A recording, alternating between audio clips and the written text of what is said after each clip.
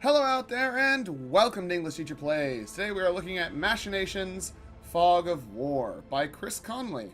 Now this is on Steam for $2.74, I think, and it is apparently some sort of choose-your-own-adventure style book.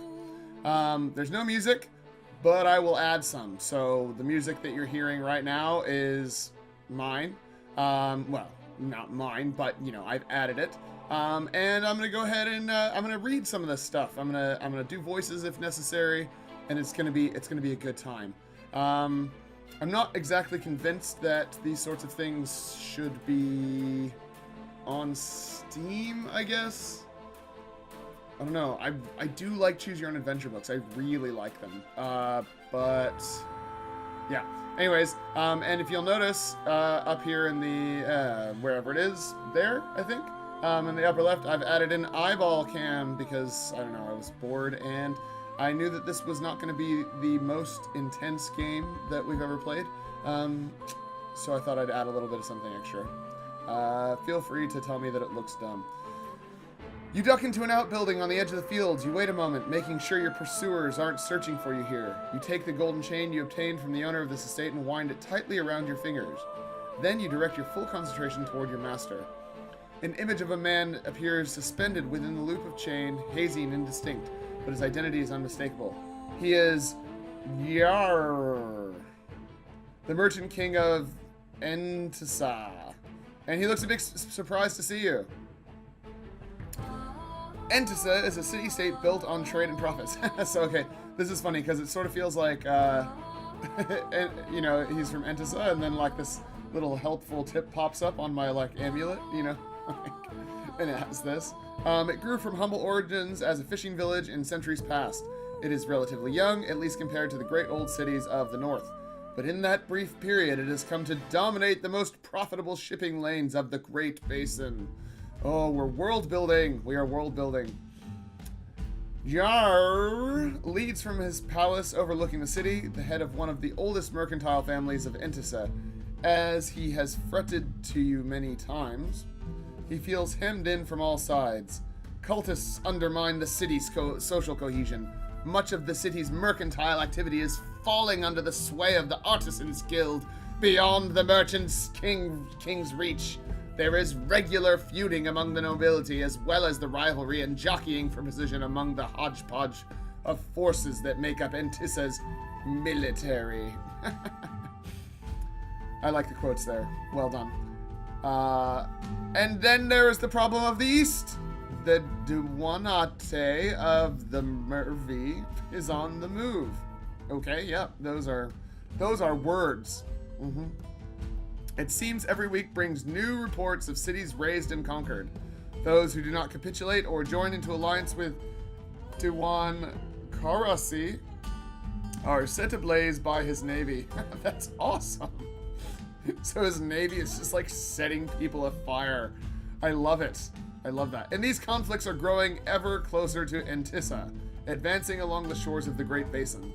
The trade has been drying up, and with it, the lifeblood of the city. Next.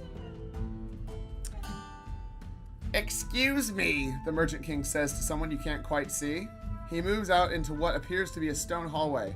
Metals jangle on the front of his uniform as he walks. Ring, ring, ring. He runs a hand through sand-colored hair, squares his shoulders, and looks straight at you through whatever enchantment is powering this device. What do you say? I have recovered the communication device, masters. You asked me, Majesty, the mission was a success. Nothing. I let him speak first. Let's say nothing. We'll be stoic. I see you have located the communication device. He nods. And what of Trullo, the owner of the estate? Well, you say, let me start from the beginning. Right. You close your eyes and relive the events again as they happened. You know that, with a thought, the device will transmit to the Merchant King the experience of everything that happened this morning, faster than you could explain it out loud. A short ride on horseback has brought you to Avatriori Villa, on the outskirts of the city. Most houses, small and simple, lie in the large flat area ahead, with the business district situated in the center. Okay, yep. A bread seller walks down I wonder what is a bread seller called? A breadist.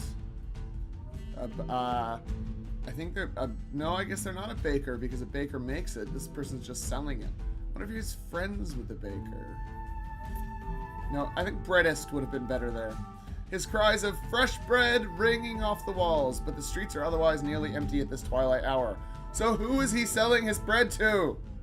Who? No one's there to buy it. Today is your first real test, as your master has sent you on a vital mission. You have taken the appearance of a man, a noble emissary from the merchant family Giliol. A woman, a noble emissary from the merchant family Giliol. I see, so I can choose to be a man or a woman. Man, I guess. Your master assured you that this ruse would see you safely into the estate to meet with your target. However, the estate is located inside a very exclusive, restricted district. Even coming close to the estate took some effort on your part. To get inside the district, you... Right, so these are all choices that I made before, so I'm like retroactively making the choices. Okay. I began by observing the surroundings, yeah. Took the guise of guard outside, then assumed his place perfectly. Set off a small noisy device outside. Scaled a tall, unwatched outer wall. Perhaps the guard... I like that one.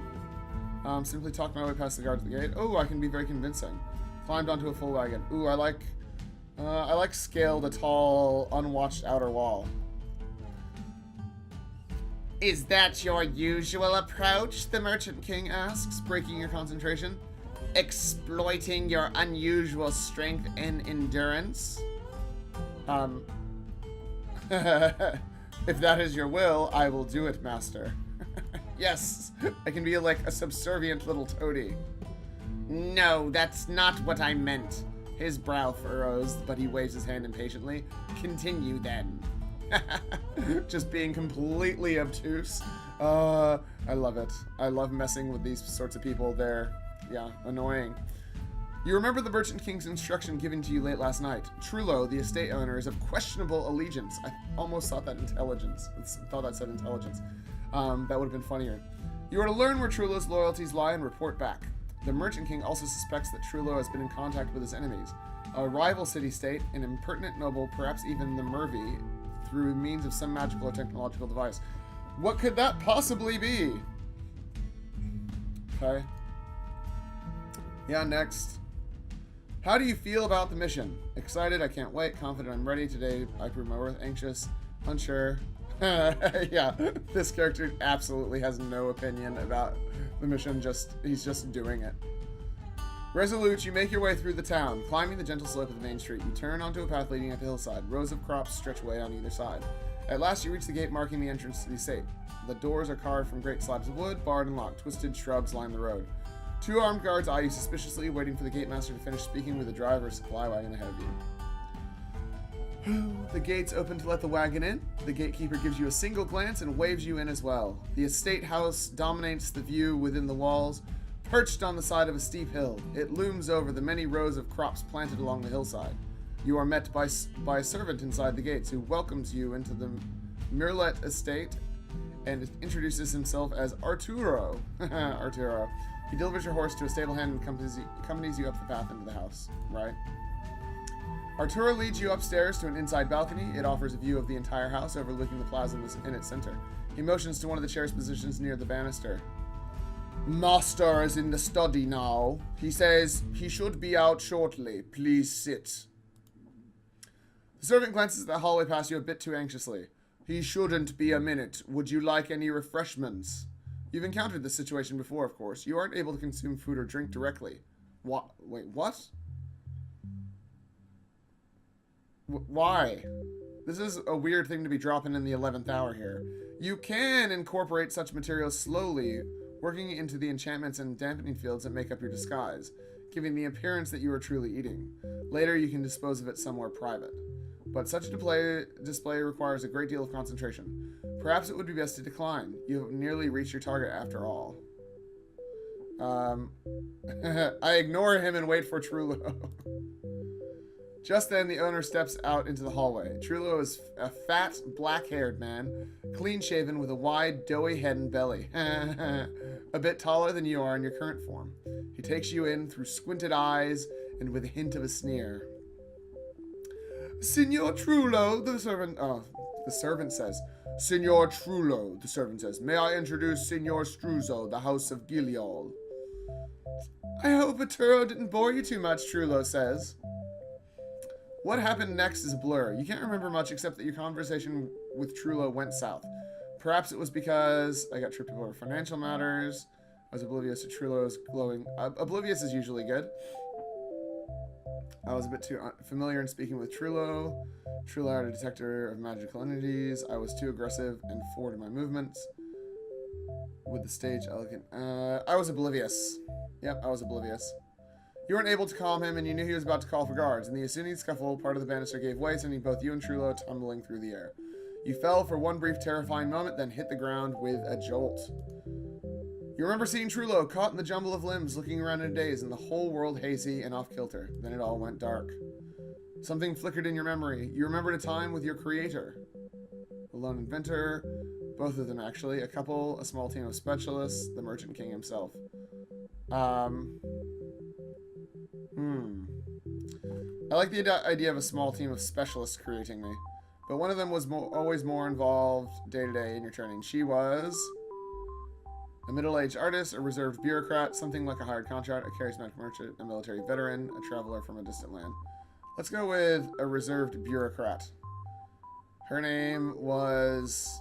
oh, wow. Rosanna!